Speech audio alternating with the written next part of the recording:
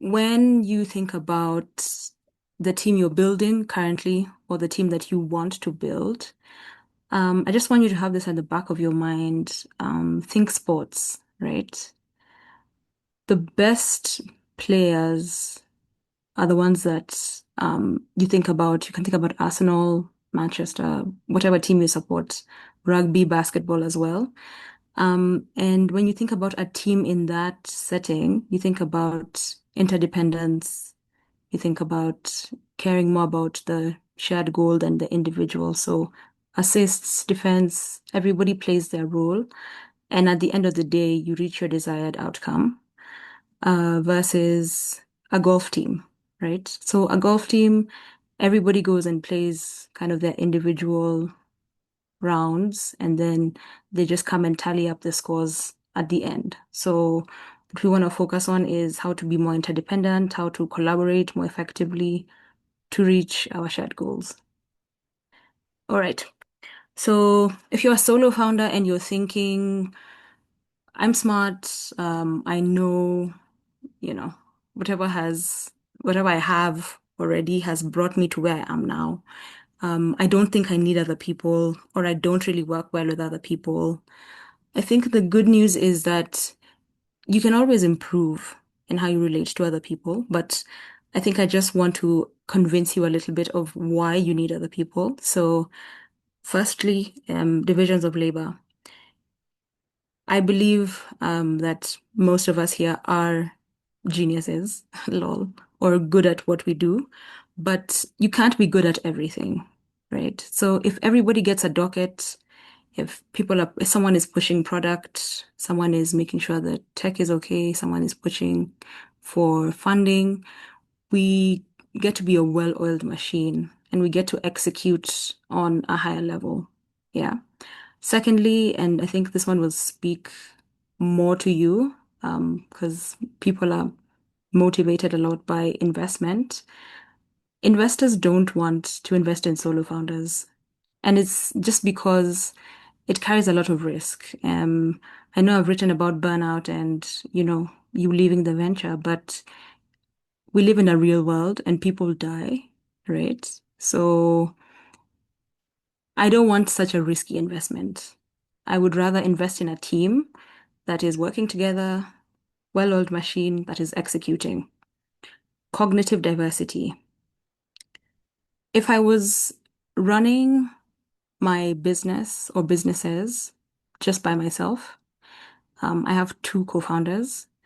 They don't just help me to run Papema, they help me to run other ventures that I'm starting up or continuing, right?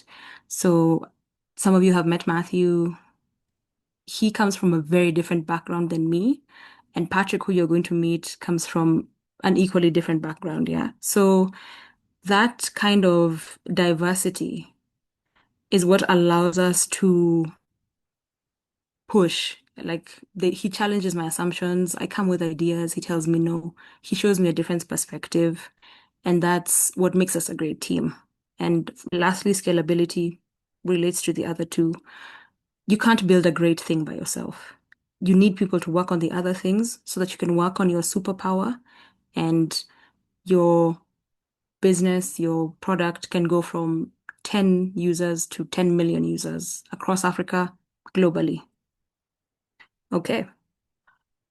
So, hoping that you are convinced that you need a team, this is what you should expect when you're kind of forming a team or in those initial stages of team development. So, we have the forming stage. This is kind of that honeymoon phase, still testing, still getting to know each other. People are still polite in this stage. Uh, enjoy it while it lasts. Yeah, enjoy it while it lasts is all I'll say. And we're kind of just feeling each other out. We're really excited about what we're building, about the passion, and talking about the future. And that leads us to the storming stage. Um, this is now where, especially if you're building with men or as men, The power play and a little bit of the politics comes in. So a lot of teams fail because they don't kind of address what is at the root of that conflict or what is causing the controversy, right? So I'll talk more about that towards the end of the slideshow. Next is a norming phase. So we've tested each other's metals, we know how everybody works, strengths, weaknesses, and now we're kind of able to redistribute roles and start functioning better. Since we've already fought, now we respect each other a bit more. And yeah, then the last stage is performing. So you reach this stage when now you're a team, right? Everybody knows everybody, everybody is settled in their roles. We've fought, we've reconciled, and now we can just execute and do the work that has brought us here. Um, I would want to know if anyone is building, what stage of development are you in currently, or what life cycle is your team in? Um, I can tell you my team is, I would say, on the lower end of performing.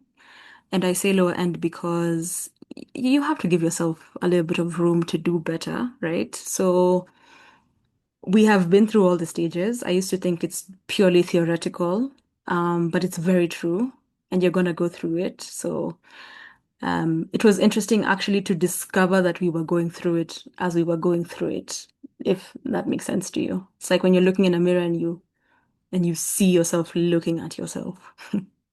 So does anybody want to share what stage of um, the life cycle you're in as your team, or if you're in a team, if you're forming a team? Anybody?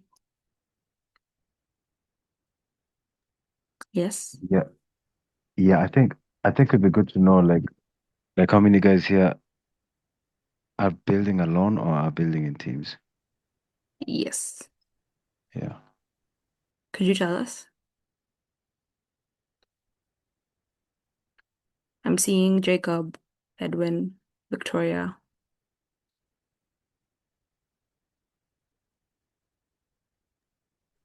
Okay. I can start. I don't mind starting. Okay, Um, go ahead. so so for the longest time I was a freelancer. Mm-hmm. I used to just, because I was making websites and apps, I'd just look for clients and then I go meet them and just, just get work done. And I was pretty comfortable with that. Yeah. And it was nice. But then the first time I worked with a team, Mm-hmm. uh, a diverse team, like the guys are on like my co-founders now, Mm. and even before we had like even a bigger team, I'd say. When I Mm-hmm. saw the synergy of like, the different skills on the table. So we have a lawyer on the team, we had someone from media, we had someone from like just Mm. different characters, Yeah. all working on one thing. And Mm-hmm. then, so when I saw like, so we're discussing just one thing, like one project. But when I see the different strengths apply to this one thing, it was so multidimensional and the synergy was so crazy. I was like, what have I been doing all these years? Like Mm. building by myself. And I swore from that day I will never, ever, ever try to build anything on my own. So I understand the Yeah. the power of teams. You get it. Okay. Thank you, Ochi. Does anyone else want to share? Don't be shy, If you're on transit, I understand, but you know, Victoria, Sam,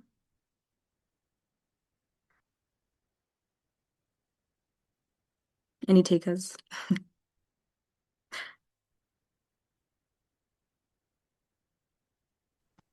Okay, No, no, no, I no, can no. just go. Ah, No, no, no, no, it's not okay. oh, it's not okay. No, no, no, no, no.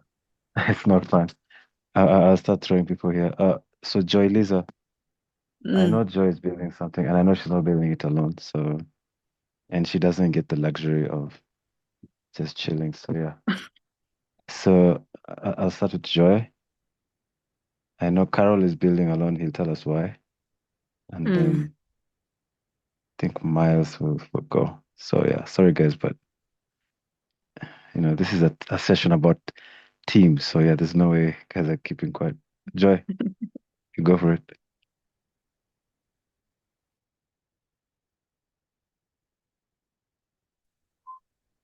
I'm actually not building alone. I Oh, have a okay. team. Yeah. Yeah, I don't I know. have Did you hear me talking about the stages of development? I was just asking kind of, do you know what stage you're in? Forming stage, initial, storming? Are you guys fighting a lot? Norming stage, you reach the stage where you understand each other and you're working better, and then performing where the execution now becomes at a higher level. Do you want to answer that, Joy? so we haven't had any storming, Mm-hmm. but we are like we know each other's strengths and weaknesses. So Yes. yeah, tumeweka Mm-hmm. step moja. Yeah. Mkwashua mmeruka. Yetu ni more of like silent treatment, like mtu anaenda Mm, MIA, then like tuna figure out. We've been able to figure out if like for me and my CTO, I know mm-hmm. some tasks can be overwhelming to him. Yeah. So like I try to break things down and Mm, I send MIA and to my lawyer, I'm more of responsive when she talks. Like I reply even if I'm really terrible at like texting and everything. yeah. So we've gotten to know and like revolve around each other. I mean, so from what I'm hearing, then you did go through the storming. You see, how many times did it take for your CTO to go quiet for you to realize, oh, hapa kuna shida, right? So I think conflict can show up in many ways. It doesn't have to be shouting at each other. It can just be before you learn the rhythms of how the other person works. Yeah. So that friction that is there just before. Okay. I don't remember who was going next. Was it Miles or um Yeah, and Nicole has requested to go next, so we can have Nicole and then Carol and then Miles. okay. Hi guys. So for me, I think I can say that the storming phase is where I've mostly been for a minute with most of the people or team members I've worked with, where we don't really align on how, or rather, we've not really understood each other on how we work. And Mm-hmm. for the few that we actually do, and we are like, okay, I like how you work, I like how you work, let's move forward. It's kind of it's not very linear, because then you find that two of your team members, you guys, you vibe, there's harmony, and then there's another two of you, rather, where you're just at loggerheads. Like both of you just have very different working mechanisms, very different logic systems, and it's just clashing after clashing. But then I'm also learning that in such situations, you're the one to be the bigger person, sort of to say, the way you've just said, kuna shida hapa. So you sort of like, you zoom out and you go and you say, Mm. okay, kuna shida hapa, and how can we minimize it? Because fixing it is sort of like, that's an ideal situation that I don't think actually exists. So you just try to mitigate the situation and make it tolerable so that you can move to the next step. Yeah, so that's where I am. All right. I'm gonna put a pin in what you've said, to address it later on. I have a slide that's coming, stay tuned.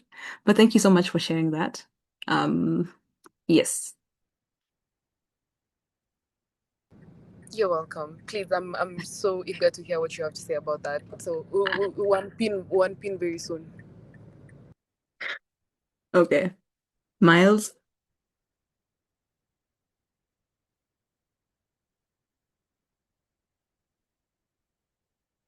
Or Carol. I hope I'm saying your name right.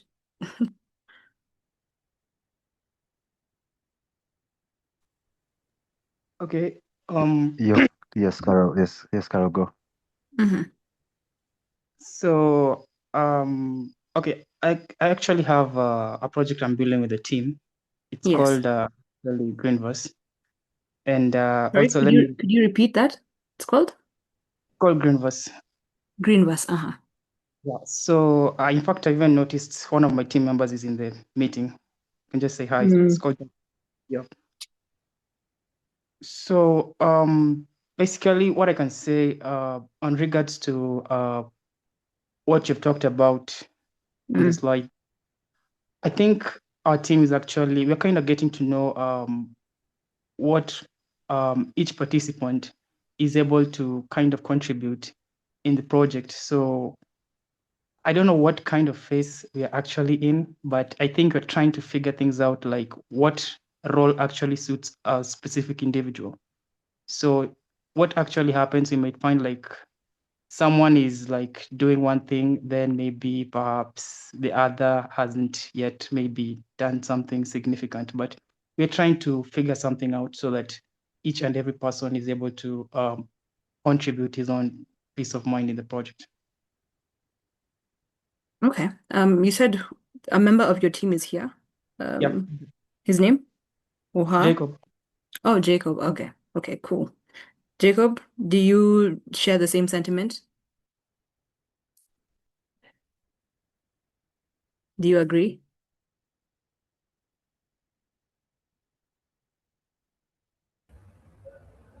Yeah, it's true. I Okay. agree with Carol saying. Okay, cool. I think Miles was supposed to go.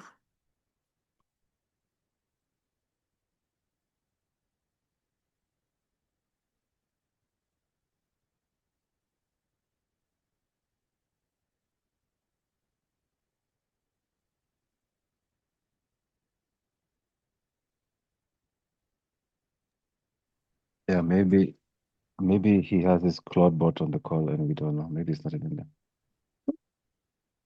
True, true. Okay, Okay. I'm joking. Yeah.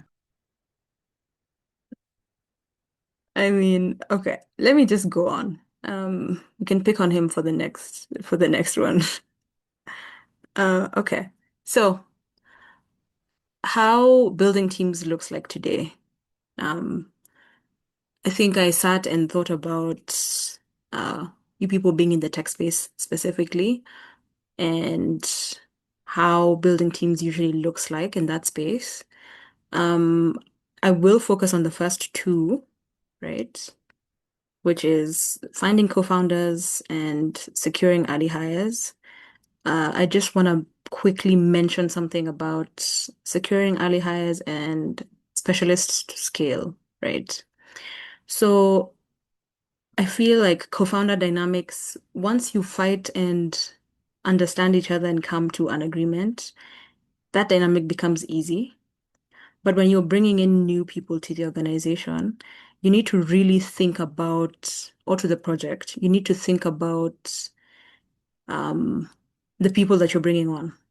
So you don't want to hire a quintessential nine to fiver who is used to rules and structure and has never worked on anything before, never questioned anything in their company before, was just, give me the work, I do the work, I go home. Because the startup kind of terrain and that landscape is so different from nine to fives. And the chaos that exists, I think if you're a builder, it's not going to work. Yeah, it's not going to work. So this, think about the people that we want to attract to this, especially early on, have to be people who can adapt to that chaos. And then as an organization, you also have to meet them kind of halfway and think about, okay, it is chaotic because we're still figuring things out, but how can we make it as structured in the chaos as possible? Yeah. So how can we come up with tasks or break it down for them in a way that they can do their work while still being in the chaos with us. Two, because I am very hopeful that people here will be funded. That is usually when people bring in specialists. Again, if you're bringing someone who is from a structured, they've done multi-million dollar companies, organizations, they've worked there, and you bring them into your chaos, right? Some of them will stay for you to pay them, but will not help you because, I only work 8 to 5 and this and that. So you need to really check for that fit early on. Yeah. Okay. What to look for in a co-founder? Um, this is for you who's building alone, or if you want to start another project. So complementary skills. You want someone who can do what you can't do. So if you're a tech person, you want someone who will take the project or the product to market. And you want to make sure that everything is covered in terms of the skills we need, but there's no overlap. In case there is overlap, though, I think you let the two people who have the overlap just talk about it and figure it out as many times as necessary until they're clear on who is doing what. Yeah. So let that open line of communication be there. Let them go back and forth. Shared vision and values. It's so important for you to align on why you're even building in the first place, right? So I could say for me and my co-founders, we're Pan-Africans and we really, really believe in Africans, in African youth specifically, and entrepreneurship as a way to kind of build the continent. So it's important for that common thing to exist between you, other than money, I would say, because the money doesn't always come as fast as you like. So there has to be something that is keeping you building, right? Long-term goals also, yeah. We're working on this maybe 5 years, right? 10 years. Are we aligned in where we're going long term? Risk tolerance, people wanting to bring in investors, people wanting to borrow money. Are you involved? Is somebody completely debt averse and would never borrow, even to advance the product? Talk about it. And work ethic. It can get to a point where if your work ethic is too badly mismatched, the organization is not going to do well. Yeah. So just things to think about. Trust and reliability. Can this person show up for me, for this company, for this project, even when faced with conflict, when there's pressure, when there are setbacks? That's all you're looking for. Can they work well? Are they going to show up? Can I trust them? Learning and adaptability is, it's again, the terrain is difficult. If we need a coder today, are you going to step up and do it? Okay. I'm mentioning something that I can't do. So maybe you think about something you can't do, right? Okay. I'll try to keep the chatty bits shorter. Um, and now get to the how do you meet co-founders? So I met my co-founders in uni. So final year of uni, we had some shared classes together, but our lecturer in common approached us and told the three of us to plan for the SME conference that was happening. So 1 month planned the conference, not the entire conference, just the side that involved bringing in students. So end to end, we did everything, we managed it. And then a few months later, we were called to do another project. This was post-uni. So that's how I met my co-founders. Ochi, do you want to tell us where you met your co-founders? Or who else? Carol, do you want to tell us where you met Jacob or the other way around?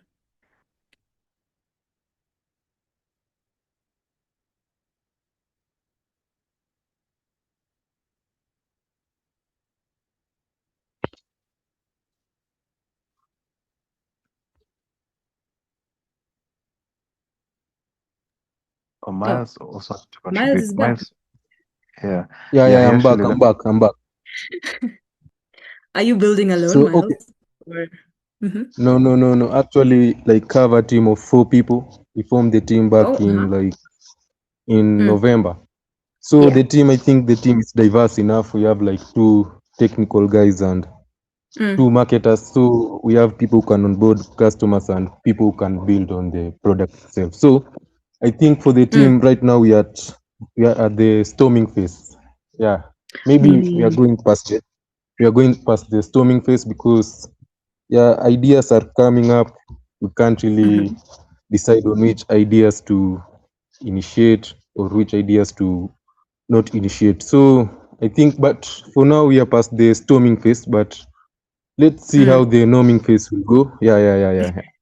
So, and actually, how I met like these co-founders, it's really Yeah. interesting because one of the co-founders was like a customer. Let me call him a customer. So Oh, he was uh-huh. interested in the project. Yeah, before I was like working alone. Mm. So I asked him like, are you really this much interested in the project? So I could like make you a co-founder or something. Yeah, I said yes and Mm. proposed other people whom To I join. didn't really know. Yeah, to join. So that's how I like met the team. That's so good. Thank you. Thank you for that, Miles. You see why I tell you people to share? Because how would we have known that? You know? Somebody else, you want to tell us where you met your co-founders before I give suggestions? The floor is open. Maybe I could say something. Yes, go ahead. Okay, so I met my co-founders in the most Gen Z possible way through an app. No, wait, yeah, through WhatsApp. It was. I'm sorry for the background if it's kind of loud. It was a meme group. Don't judge. And we just started talking. I think I was 19, and only recently when we were both like 24, 25 is when we realized we share some interests, Mm. and that we are symbiotic, so to speak. And so while I was starting off my side hustle, rather, I would go to my friend, now him, to get some insight, maybe because he was way ahead of me in terms of career and exposure.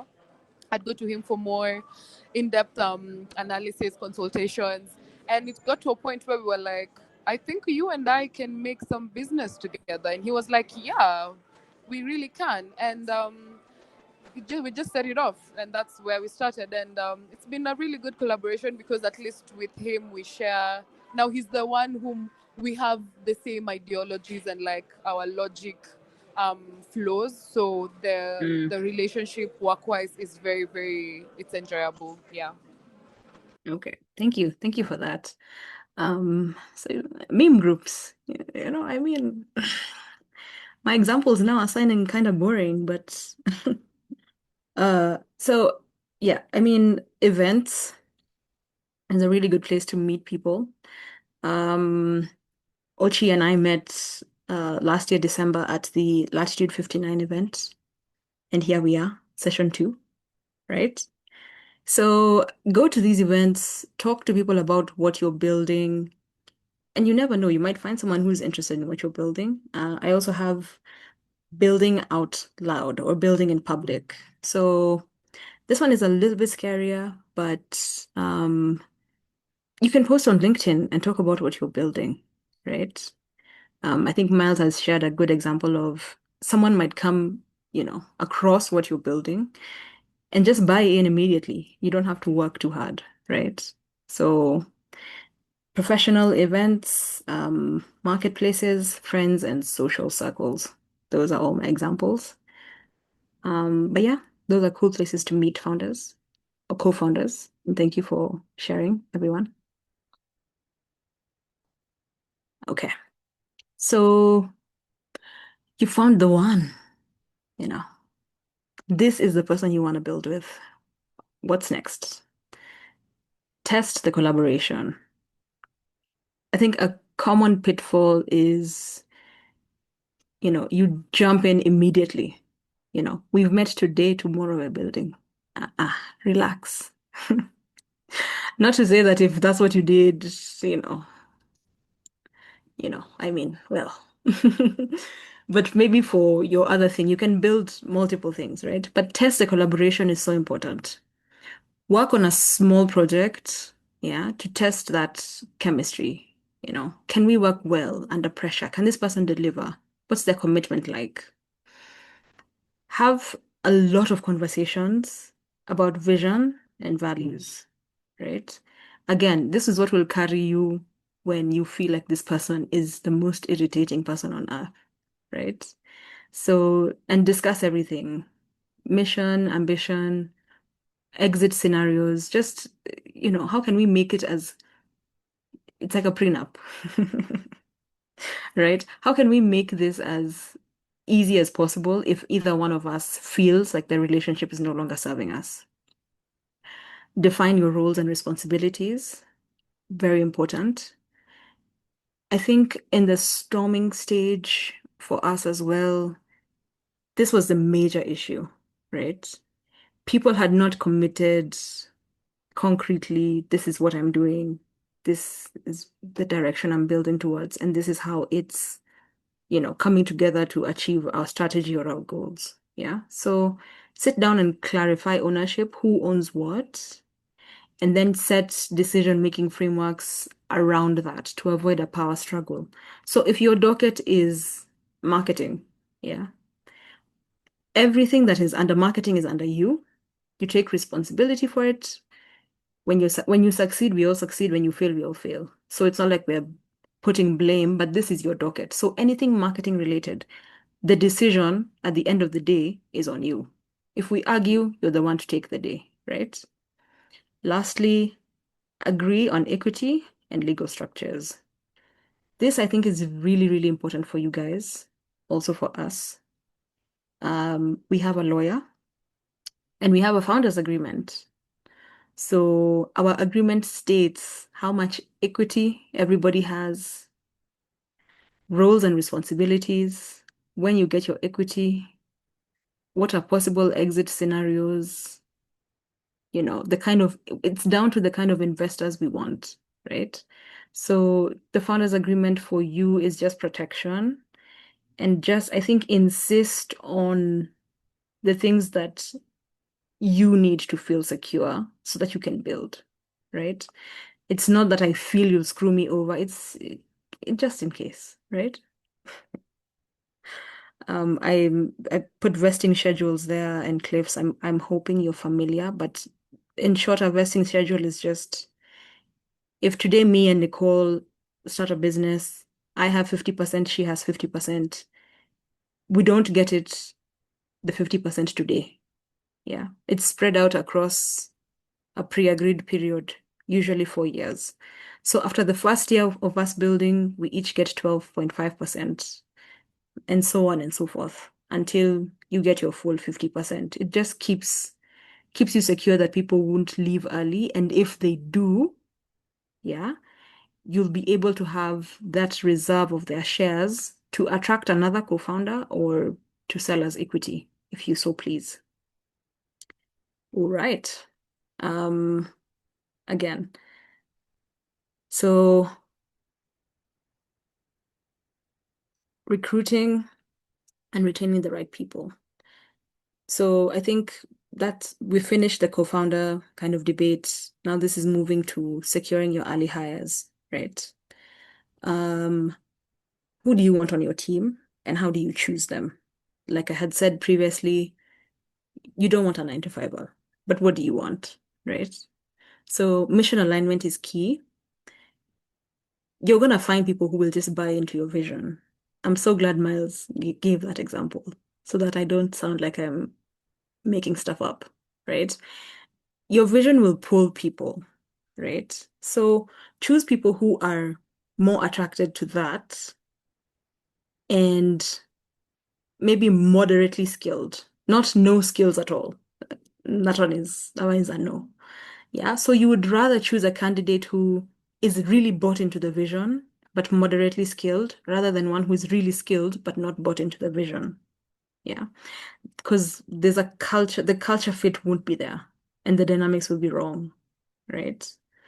So also people willing to work with ambiguity. Set structures for how you hire, right? So even a basic JD, a basic job description, we're bringing in someone, you can't just say, okay, the workload is too much, let's bring someone, and then you go and hire. Think about when we're bringing someone, what do we want them to do? Who will they report to? Is another important one. Yeah. So you might need to move it around a bit. Maybe the highest skilled tech person, who's your CTO, is not really good with people, but you have another techie who may be able to work better with your new hire. So just move things around to make it easier. And then incorporate assessments that will test for fit. So I'm not a techie, but maybe there's a certain tech stack, I don't know, that you're looking for. So just create something to test for skill, and then also pair them up with, let them talk to people on your team, even if it's just on a Zoom call, to see, do they match the culture of this team? Will they interact well with this team? Will they fit well? It's a really important thing. Lastly, competitive and fair compensation. So at this stage, I understand that you may not be able to remunerate people with money necessarily. You know, maybe if we have a good month, we can pay out a little bit. So I think the main rule is just, if I'm eating as a CEO, we all eat, right? Other than that, look for other ways. Maybe people get 5% or, 2.5, 2.5 equity, if that's what you want to do. Maybe you pay their fare when they're coming to meet you. Just small things like that signal to them that you appreciate them and that you see that they're adding value. Um, yes. So now that I have talked a lot, I would like us to do a small exercise. Um, yeah, just give me a second as you digest the words that I have.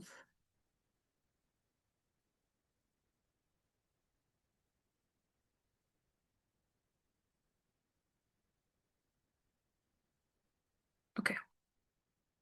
So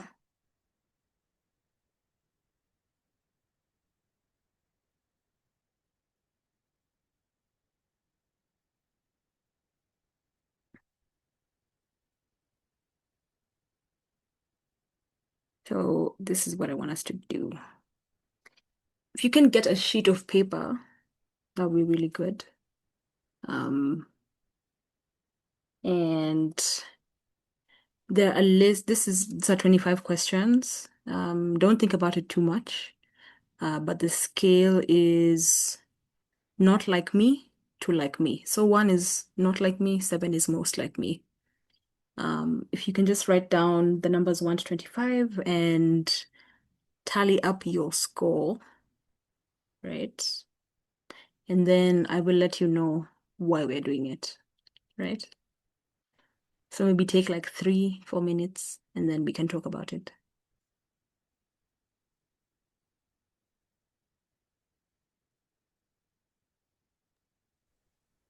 For those who are joining the call on the phone, thinking just zoom in and then take a screenshot of Oh, both columns and is it then not, it's not clear?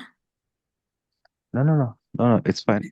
Okay. Okay, yeah, definitely can be better, but I'm just saying Oh, they can just zoom in and then take a screenshot, and then you can just use the pen tool to like just write out of voice. let me I, see. I don't know why I can't zoom in anymore. I just zoomed on it before. Okay, Is yeah, this I'm better? good now. Yeah, no, I'm good. Yeah. All right, Yeah, cool. I'll just take a screenshot and yeah. Is that good? Uh, Thank you for that. So what are we doing? We're we're doing what again? Okay, so I step forward and take charge in leaderless situations. Does that sound most like you or not like you? So The 1 and 2 is not like me. 3, 4, 5 somewhat like me. 6, 7 like me. Yeah. So just rating yourself. Okay. Yeah. Mhm.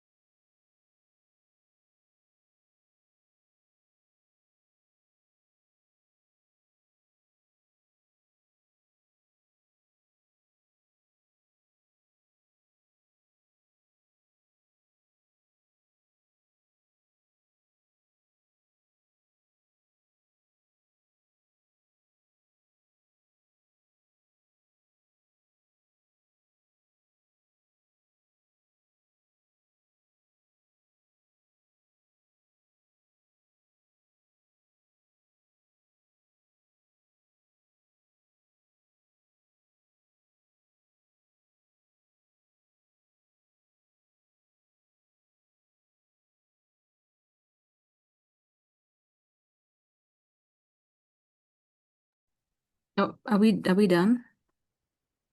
That was too short time. I don't know. Almost. Okay. Take your time.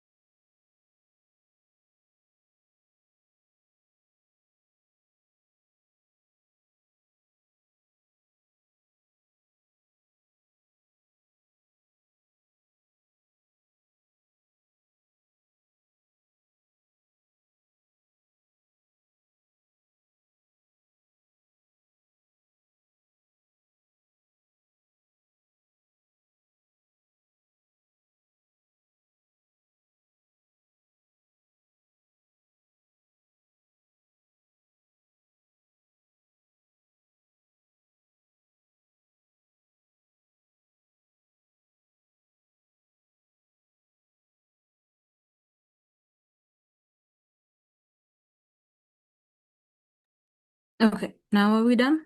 We good?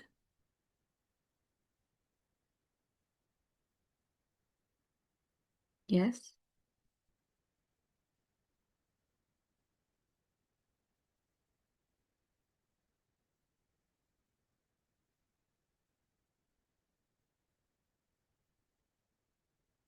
Joy, are you good?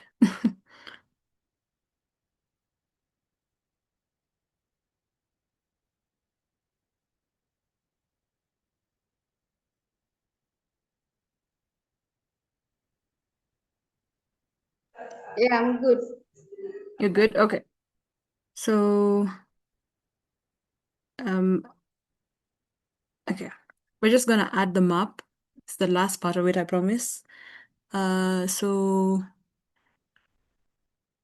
I think I'll just ask you to add the scores for agreeableness. So take the one you got in the second question, question 7, 12, 17, 22, and then add it all together. Just the, yeah, just for the agreeableness part only. Yeah.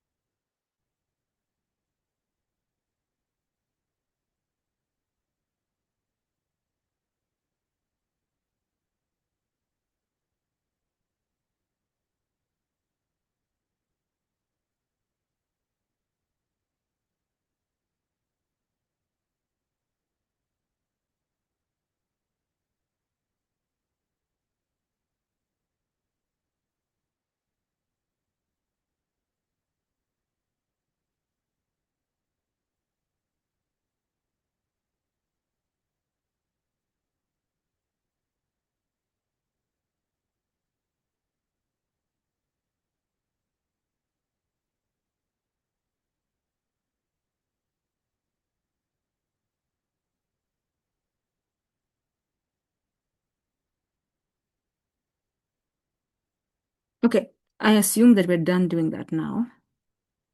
Um, are we done?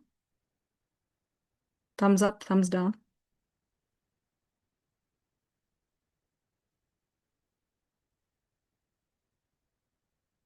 Okay, Joy.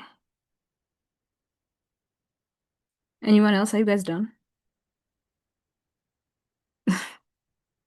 Are you guys still here? Ah, Yeah. my So I goodness. had a challenge. My whole screenshot Mm, idea thing didn't work so well. it So didn't work. but Okay. I just went through the questions and but I didn't get to mark them. That's the only issue. Okay. Um, maybe I can just send this to you guys later. Right. Maybe that would be Yeah. better. Okay.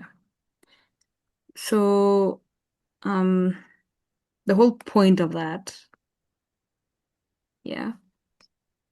I think, personality tests, people talk about them all the time. People, do we do them? Are they useful? Are they not? I think at times it's just a predictor of behavior or your natural tendency.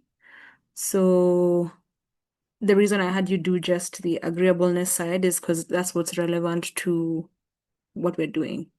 So the closer you score to 35, yeah, the higher you are in agreeableness, which is cooperation and empathy.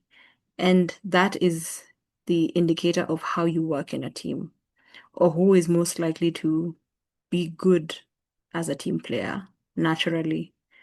I keep emphasizing the naturally because I don't want you to think because you're not good now, you can never be good. Yeah. So people who are high in agreeableness are team players. They cooperate and they show empathy to other people on the team. Yeah. So in my team, I am the highest in agreeableness. Not that I'm that high, but I'm the highest. Yeah. So you also have to look at it in the context of a team. You could be at 15 and your co-founders are at, 5 and 10. So in that situation, you are the highest. I'm not saying that's exactly the case for me, but I'm the person who my co-founder will call me and they have an idea and I'm like, yes, let's do it immediately. Let's do it. Yeah. Okay, let's figure it out. Um, but if I want to convince, I will say Matthew of something, I need to come and tell him, I want us to do this because of this, this, this, and that. So people who are lower on agreeableness usually need more convincing, and theirs is more data driven, more stats, more tell me about the money. So it's also important to do some of these things, pick the one that works the best for you. There's one called, there's a book that has been written called Surrounded by Idiots, right? Basically just talking about how people differ in the way they communicate. So if you look that up and look at that structure, you can use it to test your teammates and see if I want to talk to Ochi, if I want to talk to Nicole, Ochi likes facts. So I come to him on a call, I have my list written, I speak to him about this is the issue, this, that. I'm straight to the point. But if he wants to talk to me, he knows that I like a little bit of fluff. I like, he comes and asks me about my weekend first. Yeah, so just talking to people um, with their personality in mind so that you can reach that consensus. Yeah. So, Joy, do you want to tell us what your score was? Since I don't know if you're the only one who did it successfully. Mine's a 10. Yours is a 10. So now if you go to your CTO and your lawyer kind of, it would be interesting to see how they rank as well, given the dynamic you explained. And then all of you can kind of try and meet in the middle and say, okay, I understand that this is how you work, but can you meet me halfway? Yeah. Okay. Conflict conflict resolution tips. Sorry, that's a little bit of Kikuyu just slipped out. I had talked about decision-making frameworks. So personally, I'm not in favor of majority vote. I feel like, I'm in favor of function-based authority. So whoever is in charge of the function of the docket um, is the one who expertise carries the day, in short. So that point goes with ego versus roles. Whoever is the expert on the matter is allowed, or if there are two experts, they're allowed to debate and kind of come up with a final say. Not that your opinion shouldn't be heard, it's just that they're the ones who will carry the day. Communicate frequently and leave room for disagreements to be aired. Yeah, that's a really important one. You don't want to bottle up things to the point where somebody's leaving over something that could have easily been resolved. Revisit your mission and values. I talked about this. This is what will keep you going when you feel like you don't want to see your co-founder today or this week, right? When you think about the bigger picture of what you're doing, and I think, again, this is why it's important to have something bigger than you. Build for something bigger than you. Don't just build for money. You might be building for money now, but once you get the money, try to build for something bigger than yourself. It brings a lot more fulfillment. Lastly, neutral third parties. Yeah. So find a mentor. It could even be inside the club, someone you look up to. Having been there a few times, I think I met someone called Jordan, Ochi, Matu. I'm not remembering other names, but people who have built things before, yeah, could help you to resolve these disputes that you have. Also, you would need to ask them. You don't just bring them your problems. Ask them to mediate for you. Okay. Um, Second last thing, culture. You don't want to build in a vacuum. Yeah. You want to build setting a standard or a precedent for how we are building. So what values do we have in this team? Maybe a certain level of work ethic or effort is needed, right? So you want to set that early on. And these values will also guide your conflict resolution. You see, that word is a bit difficult for me. So if we set a value that we're all one thing, if you act contrary to that, we're able to, pull you aside and ask you, hey, this is what we've said, but you're not really doing that. So what's happening? Again, not confrontationally, just asking questions. Model the behavior from the top. If you're going to ask something of someone who is in your team, make sure that you have that as well as the founder. Your actions will set the tone for everything, and everything you do as a founder is contagious. I think also culture is important because you want to keep that momentum that you have when you're building. Because if you lose momentum, it's so hard to get back, right? So if you can keep the team having that same level of momentum and building, with a great culture backing you, then I think you can go far. Clear operating norms, rituals are so important. I know stand-ups are a big thing in the tech world, right? Retrospectives. After this workshop is done, after we do the 4 weeks, we're going to sit down and talk about it. What worked, what didn't work, what was most useful. If we send you a feedback form, please fill it. Thank you. Also, reinforce the culture as it grows and adapt to it.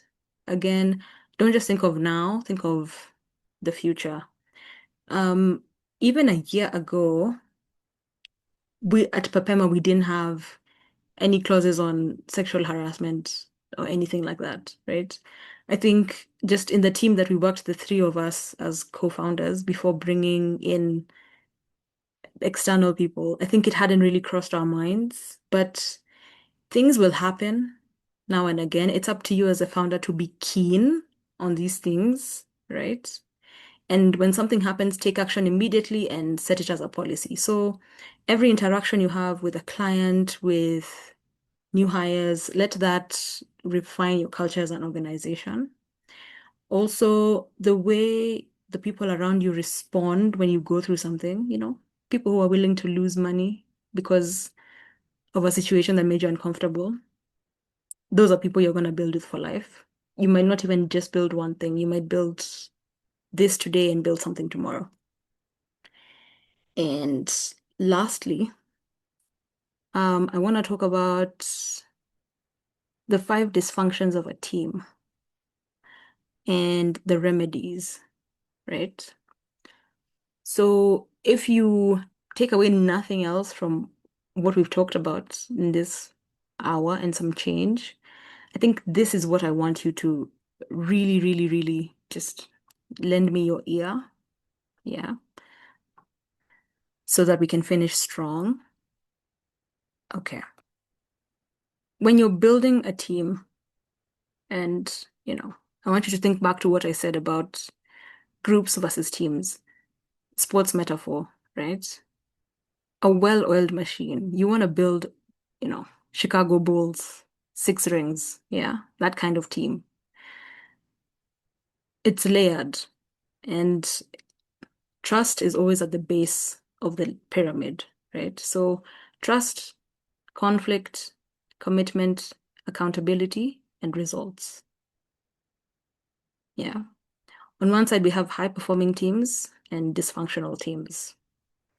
So on the layer of trust, I want you to think about it not as, sorry, just a minute.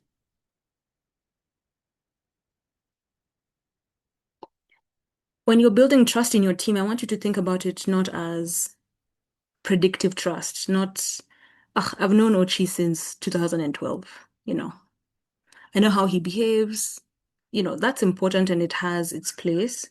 But when it comes to trust, I want you to think about vulnerability-based trust. I'm not saying you overshare. I'm just saying, is it a space where I can come and say, I made a mistake, I need help? Can I say, I don't know how to do this? Can I say, actually, I think you're better at this than me? Yeah, you do it. That's the kind of trust we want to build here. so that everything is laid out on the table. And this is a space where we're all honest insofar as what we're building is concerned. You don't necessarily have to get into, other things. But is there that space where I can leave my ego at the door and come and think about what we're building, not about myself? Once you have that layer of trust, then you're able to do conflict well or have what we call healthy conflict. So conflict is often seen as negative, but it's actually really necessary in a team. Yeah. That's why, you know, I wouldn't want to say I was shocked, but if you think you haven't been through the storming stage, it's coming or it happened, you just didn't realize it. Conflict is really necessary for you guys to grow, right? So I don't think we should go in this direction. You family think we should. Everybody's ideas need to be heard, and we need to approach it in the way where we're thinking about what is best for what we're building. Again, what we're building is always higher than us as individuals, and is always what we're working towards as a team. So everybody is allowed, is open to come and share that. And that's why trust is important. Because without trust, then conflict is just manipulations, power games, ego, right? So once we have those two in place, we trust each other, we're able to fight well and fight fair, then we get commitment. So the person who coined this pyramid says that conflict begets commitment. Yeah. If we come and we discuss an issue, and I was totally opposed to it, but at the end of the day, you had my side, you said your side, she said her side, and we were able to come to a conclusion, yeah, and settle on a decision. People are more likely to commit to a strategy, a route, whatever it is, the direction we're going to, if their ideas were heard and considered. Yeah. So that's why the conflict is necessary. My opinion was heard. It was not the best for the team. So we went with Jack's opinion, right? And if that doesn't happen, then I just say that Jack forced his opinion on me. Therefore, I'm not really committed to whether Jack's thing wins, fails, loses, right? Because that's his thing, it's not my thing. Yeah, that's why it's really important. Again, the conflict. Yeah, so that's why it's a pyramid. Trust allows us to fight fair. The conflict begets commitment, and then commitment allows me to hold you accountable. You committed to this. Everybody talked about it. We settled on what's best for the team. This is the direction. So if you're not doing what you said you would do on paper, I can call you aside, again, in love. We're building together, right? And ask you, okay, Nicole, this is not happening. We committed to this. This is the direction we're going in. Where else is the unicorn going to come from if you don't do what you're supposed to do, right? So I can call you aside. I can ask you what's going on. And with love, I can ask you, is it that you need help? Are you stuck? Yeah. So you're seeing how they all build, together. And then lastly, we get results. If there's trust, we've fought fair, we've committed, we're all accountable, then we're going to achieve our results, right? So the dysfunctions are lack of trust, fear of conflict, lack of commitment, avoidance of accountability, and lack of results. But we've talked about how building and stacking each of these together helps us to overcome those dysfunctions of a team. Yes. And I think I'm done. Yeah, thank you guys for coming. I will open the floor for any discussions that we want to have. And I'm also going to leave it on the action slide. This is just for you to think about.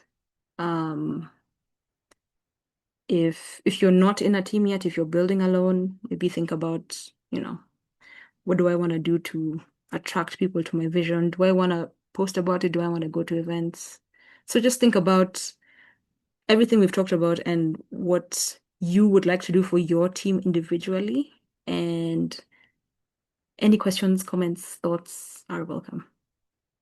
Yes.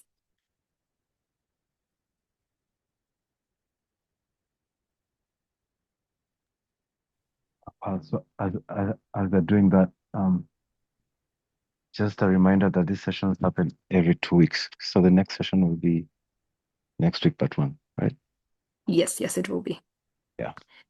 Yeah, that one will be done by my co-founder Patrick, and he will be talking about go-to-market. Yes, so you don't want to miss. Yes. Any thoughts? Anything you feel you've walked away with, something you want to say, something of value gained? Nothing?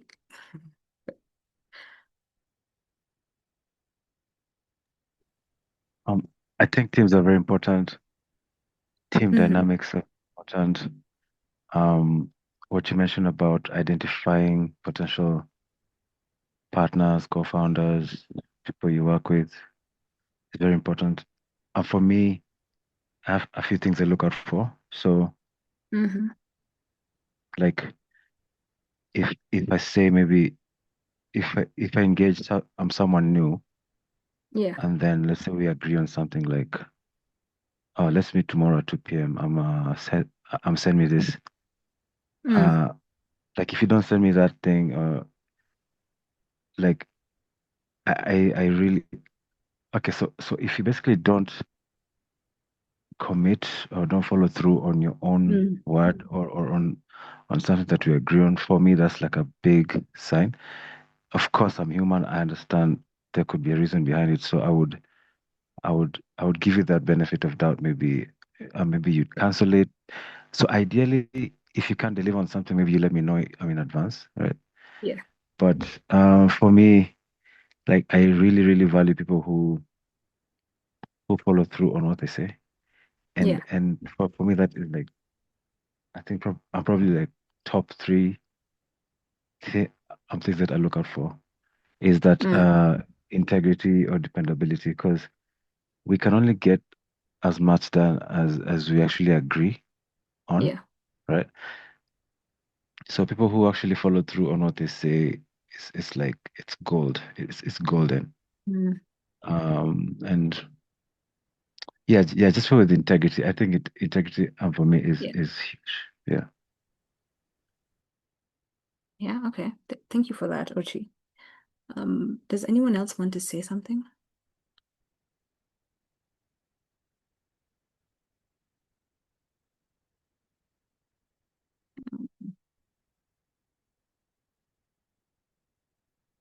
I'm a solo founder, so this talk has been an eye-opener for me. Thank you so much, Emmanuel, for that.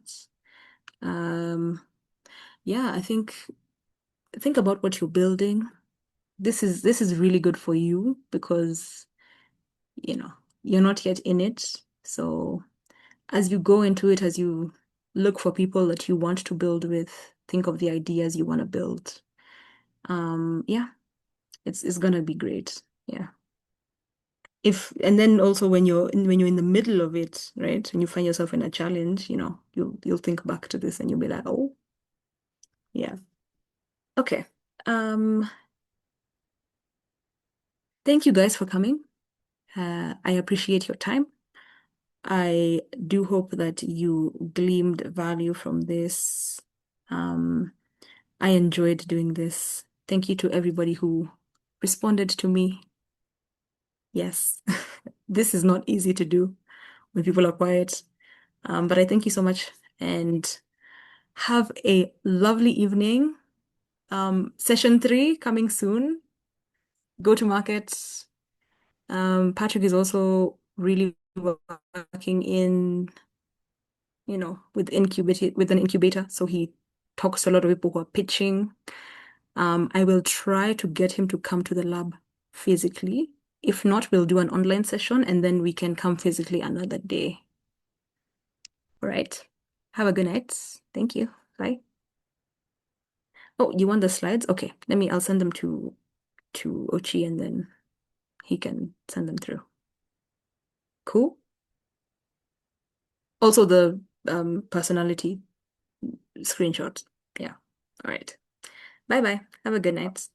Edwin, I think you can DM me, right? On WhatsApp. Okay. Sawa sawa. Bye-bye. Good night. Bye. Bye. Yeah, Edwin, just DM me and then I'll make sure you have them. Good night. Bye bye. Okay.